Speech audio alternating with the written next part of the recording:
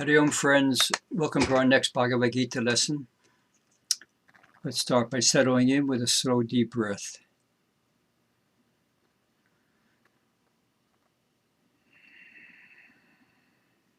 Hari Om Tat Sat. Om Shanti. We're on episode number 262, entitled The Wind. Took it from a Cat Stevens song. He sang, I listen to the wind of my soul. Where I'll end up, well, I think only God really knows.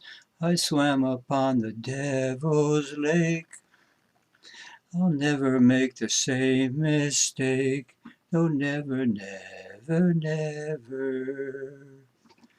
And we're on the 34th verse of the 6th chapter. This is Arjuna speaking.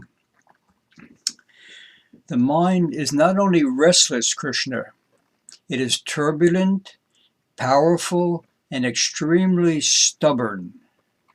It seems to me that restraining the mind is like trying to restrain the wind. Hear, hear, Arjuna. He continues to speak up for all of us struggling meditators. I don't know how much of a meditator Arjuna was, but his lamenting about the challenges of getting the mind to quiet down seems to come from his own experience. He has doubts that whether a normal human being has the capacity to move beyond the mind and realize their nature as consciousness.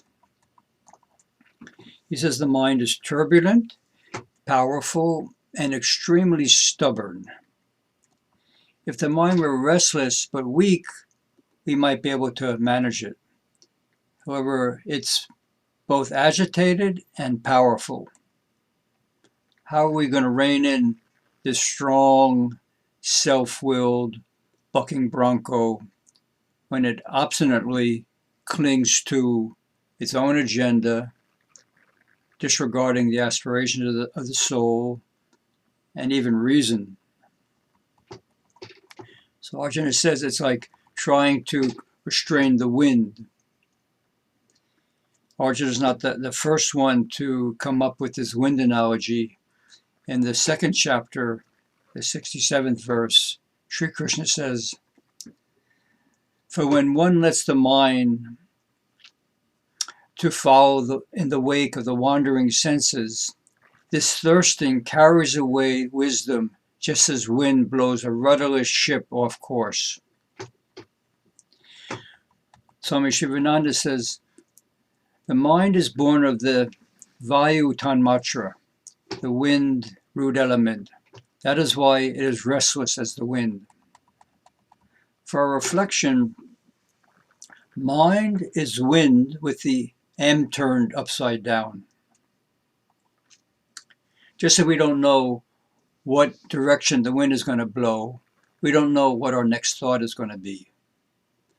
However, there are people who use the wind to move in a desired direction with the help of a rudder.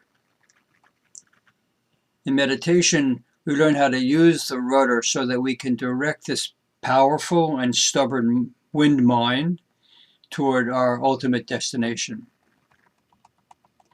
Cat Stevens talks about a different wind. I listen to the wind of the soul. I believe he's referring to what could be called divine grace. If we raise our sail and catch that wind, while at the same time steering the rudder for the mind wind, then we're on our way back home. But that's a song for another time. Thanks for joining. See you soon. Om Shanti, Shanti, Shanti.